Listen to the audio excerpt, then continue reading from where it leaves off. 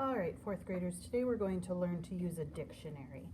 And I know that most people today use Google or their computer to find words and know what they mean, but the dictionary has a lot of really good and useful tools, and it will help your reading, your writing, and your spelling to be good at using the dictionary. So we're going to use Merriam-Webster's Intermediate Dictionary. This is one that we have at school, and it's a good one for your age.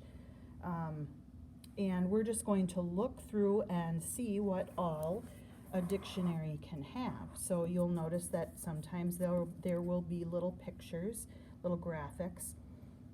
But the things that you can find in a dictionary, there's usually two columns because there are so many words in our language. But if you look at the first word that's in bold on most of these lines, that's called your entry word.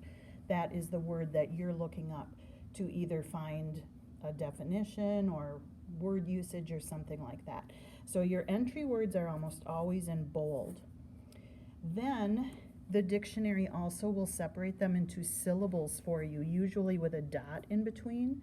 So it shows you that the word kidnap has 2 syllables, and that is the place where if you were writing, you could abbreviate or hyphenate the word and continue it on the next line. You can't hyphenate words in the middle of syllables. It has to be between syllables. So the dictionary will show you where you can hyphenate a word. And if it doesn't show it where you want to hyphenate, you have to do it the way the dictionary says. Otherwise, it's incorrect. The other nice thing a dictionary has is it will have pronunciation. So right next to the entry word, there will be in brackets here how to pronounce a word, and it has symbols. It's kind of like a little code that tell you how to say each word. Now, if you have grown up and forgotten your phonics skills and you don't know what all those symbols are for, if you go to the front of the dictionary, there will be a table of contents, and there's pages that tell you how to use it, but you can just skip to the pronunciation symbols. This is telling us it's on page 14A. And so here are the pronunciation syllables. And it'll show you, for example, an upside down E, which we always call a schwa, and it tells you in parentheses, this symbol is called a schwa. And you will see it, that sound, see how it's got the A's on the front and back bolded? That's making the schwa sound, ba-nan-na. So it's the sound that mother, a but, humdrum. It can be spelled with almost any vowel, but it is the schwa sound. And so then it tells you how, if it's a plain A, it's got the a sound. If it has a line above it, it's the long A sound. Okay, so you can find that in a dictionary. The other thing you'll find is the part of speech. So in this word, we've got the entry word, the pronunciation, and then we have a little N, so that's your part of speech. This word is a noun. All right, here's another noun. Let's see if we can find, here's this dictionary says VB, that's for verb. Some dictionaries will just say V. It could be, here's an adjective, ADJ. ADV means adverb, so you get the part of speech. You also, of course, will get the definition. This one has 1, 2 definitions, and then an A and a B to the second definition. So sometimes a different definition will even be a different part of speech, and the dictionary will tell you that. And the word history. Now, not all words will include a word history, and not all dictionaries will. Let's see if this one does.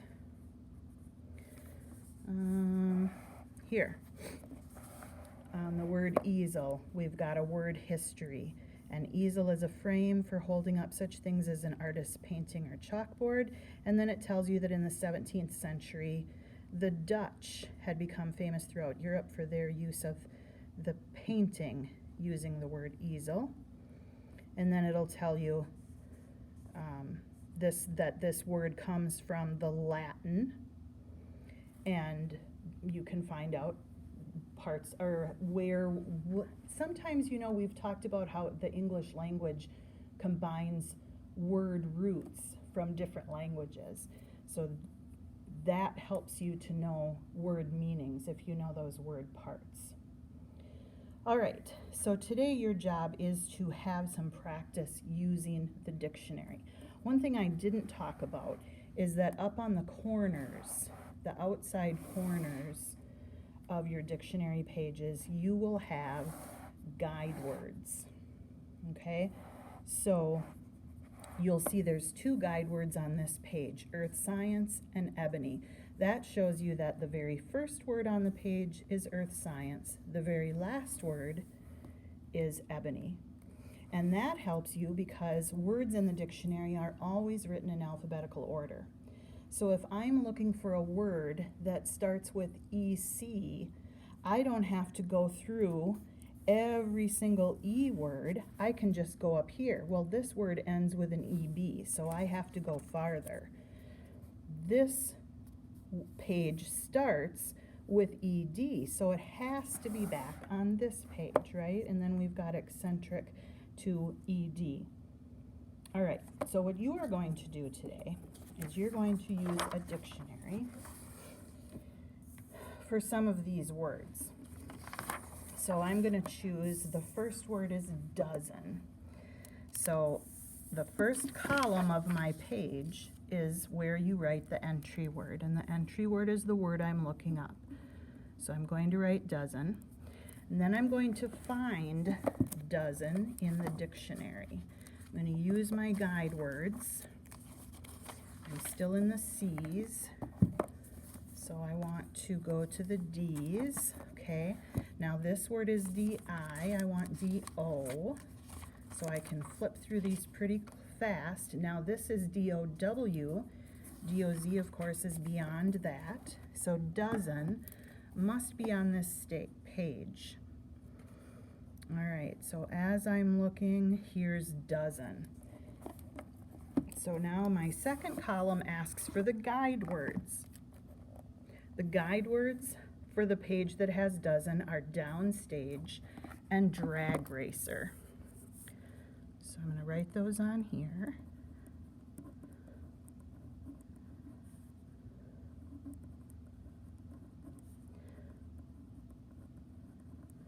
And this word fits right in between those. That's why they're the guide words.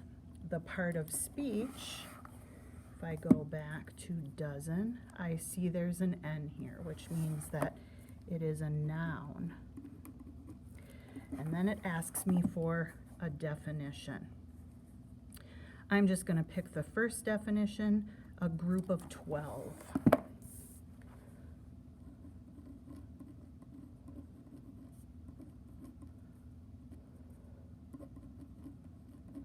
All right, you buy a dozen eggs at the store, there will be 12 eggs in the carton.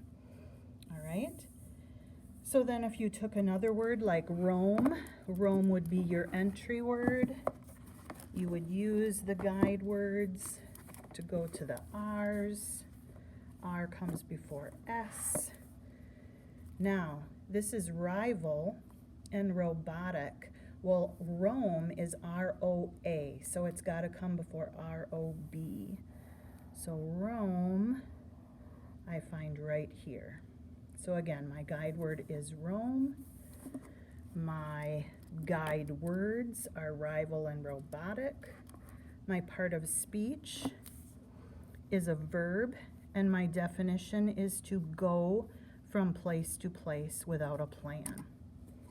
All right, so choose maybe 4 or 5 words from this page and practice using the dictionary. It's a very useful skill to have.